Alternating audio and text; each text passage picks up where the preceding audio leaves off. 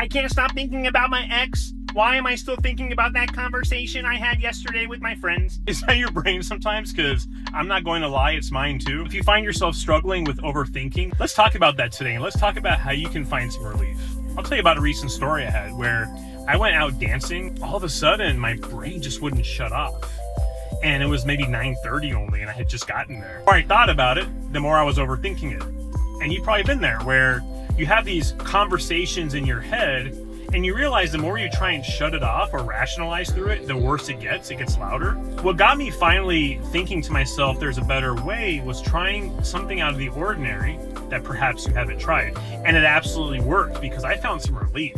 In that moment when I was out dancing and I was really in my own head and struggling, I decided, you know what? I'm going to walk to the bathroom. I'm going to do some deep breathing. So I decided to close my eyes in the bathroom. You know, sometimes I have headphones with me, so I put those on and I listen to the sound of the ocean waves because it's really relaxing for me. And I was just breathing in for 3 seconds, breathing out for 3 seconds. Then it was 4 seconds in, 4 seconds out. And I was just thinking really deeply in that moment about what do I feel? Okay, I feel anxious. I feel my heart racing. I feel a little numbness in my hands. And so instead of thinking about why am I thinking so much, I focused instead on my body and in that moment. And then I tried something else that perhaps you haven't tried. Instead of trying to fight those thoughts, I decided, you know what? Let's take a step back and pretend I'm an observer.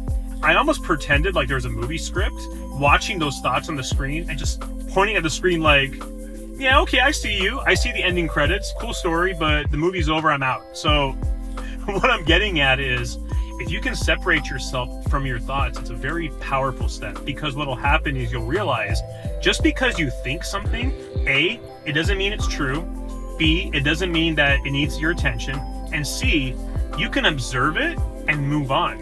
See, when we try to stop something in life, what we resist just persists more, right? Have you noticed that when you try and avoid something bad happening, sometimes you just invite more of it? Well, it's kind of like that in our heads, where if you're trying to brute force shut up your brain, it doesn't work. Your brain's going to be like, ha ha ha ha ha ha ha ha ha. Nice try. So try this next time. The next time you're finding yourself overthinking, just go ahead and observe your brain and tell yourself, I see you thoughts, I hear you, I can appreciate you for what you are, but I've got some other things to work on, whether it's doing work, whether it's looking at crazy cat memes, because who doesn't love cat memes on the internet? I hope this was useful to you, and if you haven't already, hit that subscribe button. I'll catch you later.